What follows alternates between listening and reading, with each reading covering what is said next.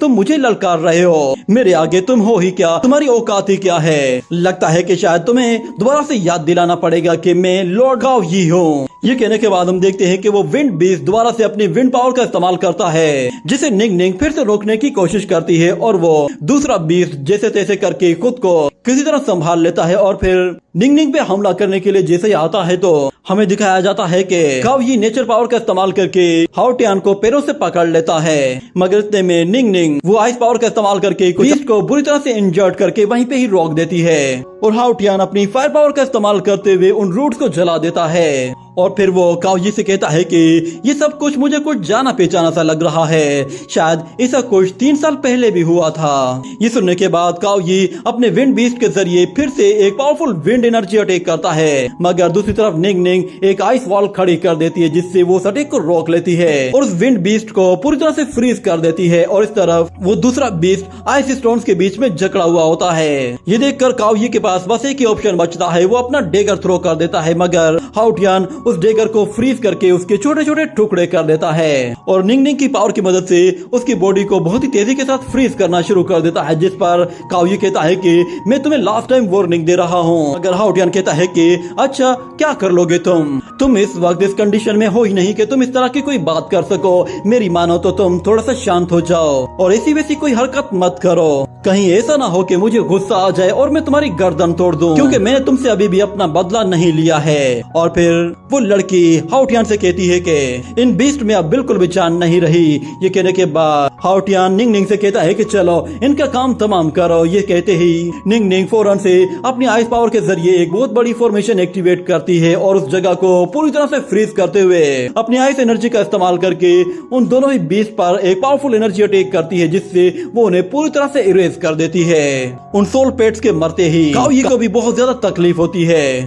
और फिर हाओ टियान उससे कहता है कि तुम आहिस्ता आहिस्ता अपनी मौत का यहाँ पे इंतजार करो। ये कहते ही वो लोग वहाँ से जैसे ही जाने की कोशिश करते हैं तो अचानक से गाओ यी गुस्से में आकर कहता है कि तुम्हें क्या लगता है कि ये खेल खत्म हो गया है। ये कहते ही वो अपना एक हाथ बाहर निकालते ही अपने एक और सोल पेट को बाहर बुला लेता है, जो कि एक वन आए ग्रीन फ्लेमिंग बीस्ट होता है। वो अपने उस डीमन बीस्ट से कहता है कि इनका काम तमाम कर दो। ये कहते ही वो बीस्ट जैसे ही हाओ टियान को मारने वाला था तो इतने में अचानक से निंग निंग उस पर आइस स्टोन से हमला कर देती है, जिसकी वजह से वो बीस्ट बुरी तरह से इंजर्ड हो जाता है। और फिर हाओ टियान कहता है कि तुम्हें थोड़ा सा हार्ड वर्क करने की जरूरत है, मैं बहुत जल्द तुम्हारे पास दोबारा से वापस आऊंगा। ये देखकर वो लड़की बिल्कुल चौंक जाती है और कहती है कि आखिर हाओ टियान ने इन 3 सालों में क्या किया है जो वो इतना ज्यादा ताकतवर बन गया है। मगर फिर गाओ यी अपने डीमन से कहता है कि पहले मुझे यहाँ से आजाद करो। ये कहते ही वो अपनी फ्लेमिंग के जरिए उस बर्फ को पिघला देता है और फिर वो 6 टेल फॉक्स को देखते हुए कहता है कि मैंने इस छोटी सी फॉक्स को कमजोर समझने की गलती की थी। मगर वो अपने उस डीमन से कहता है कि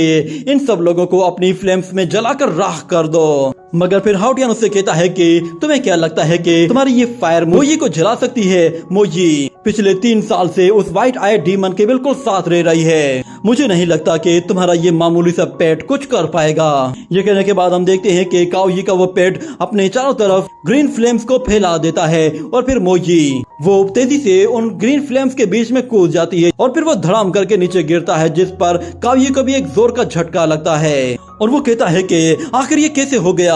मगर हाओ टियान कहता है लगता है कि शायद अब तुम्हें होश आ गया होगा, मगर तुमने बहुत ज्यादा देर कर दी है। ये कहने के बाद मोजी उस पे हमला करने के लिए जाती है और उस पर अपना पैर रख देती है। मगर दूसरी तरफ हम देखते हैं कि गाओ यी अपनी नेचर पावर के जरिए उस लड़की को पकड़ लेता है और उसका गला घोटने की कोशिश करता है, जिस पर हाओ टियान फौरन से कहता है कि मोजी उसके ऊपर से हट जाओ। ये सुनते ही मोजी फौरन से अपने आप को उससे दूर हटाकर वापस से हाओ टियान के पास आ जाती है और फिर गाओ यी उन लोगों से कहता है कि तुम लोग मेरे करीब आने की गलती भी मत करना वरना ये लड़की मारी जाएगी। मगर दूसरी तरफ वो लड़की कहती है कि मेरी परवाह मत करो, मगर गाओ यी को हर हाल में हमने मारना ही है। मगर हम देखते हैं दूसरी तरफ गाओ यी कहता है कि तो फाइनली ऊंट पहाड़ के नीचे आ ही गया। इतना कहने के बाद अचानक से वहाँ पर एक और फ्लाइंग बीस्ट आता है और गाओ यी कहता है कि मुझे शुरू से ही पता था कि तुम दोनों के बीच में कोई ना कोई अफेयर चल रहा है। ये कहते ही वो अपने बीस्ट के साथ उस लड़की को उठाकर वहाँ से दूर ले जाता है और जाते हुए कहता है कि ये लड़की तो फिलहाल मैं अपने साथ ले जा रहा हूँ। मगर वो लड़की हाओ टियान से कहती है कि तुम एक नंबर के बुज़दिल हो, तुमने कुछ देर पहले ही तो मुझसे वादा किया था कि तुम इसे जान से मारोगे।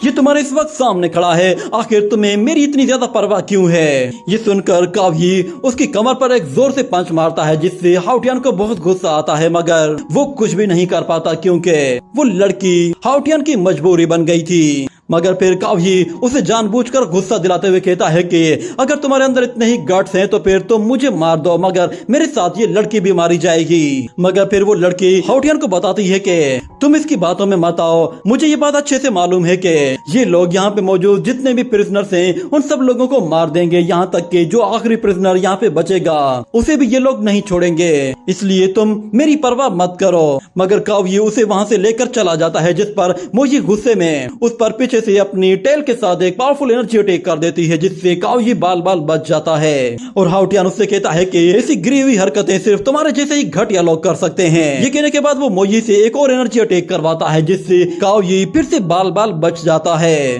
मगर फिर काव्य उससे कहता है कि तुम बस एक मामूली से बच्चे हो जिसके अंदर सिर्फ हवा भरी हुई है, इसीलिए तुम बिना वजह में ही इतना ज्यादा करते हो। मगर भूलो मत, ये लड़की अभी भी जिंदा है, मैं इसे अपने साथ ले जाकर इतना टॉर्चर करूंगा कि ये खुद मुझसे रहम की भीख मांगेगी। मगर वो लड़की कहती है कि तुम इसकी बात पे यकीन मत करो, ये सिर्फ और सिर्फ तुम्हारा टाइम बर्बाद कर रहा है, क्योंकि ये भी जानता है कि यांग फैमिली का मास्टर वो बहुत जल्द यहाँ पे पहुँच जाएगा। मैं चाहती हूँ कि तुम अपनी जिंदगी प्राउड के साथ गुजारो, ना कि तुम्हें मेरी तरह हमेशा शर्मिंदगी हो। ये कहने के बाद वो अपना डेगर निकाल कर काव्य के पेट में घुसा देती है, जिससे उसे बहुत ज्यादा तकलीफ होती है। मगर काव्य उसी डेगर को निकाल कर उस लड़की की पीठ पे दे मारता है और उसे नीचे थ्रो कर देता है। ये देखकर हाउटियान के भी होश उड़ जाते हैं। मगर दूसरी तरफ काव्य उस लड़की को धक्का देता है तो वो सीधा नीचे की तरफ जाती है और सीधा पानी में जा गिरती है, जिसके बाद हाउटियान गुस्से में एकदम से पागल हो जाता है और कहता है कि मैंने तुम्हें जाने का एक मौका दिया था। ये कहने के बाद उसे फिर से वही फ्लैशबैक आते हैं जिसमें काव्य ने उसके सारे ही चहितों को मरवाया था।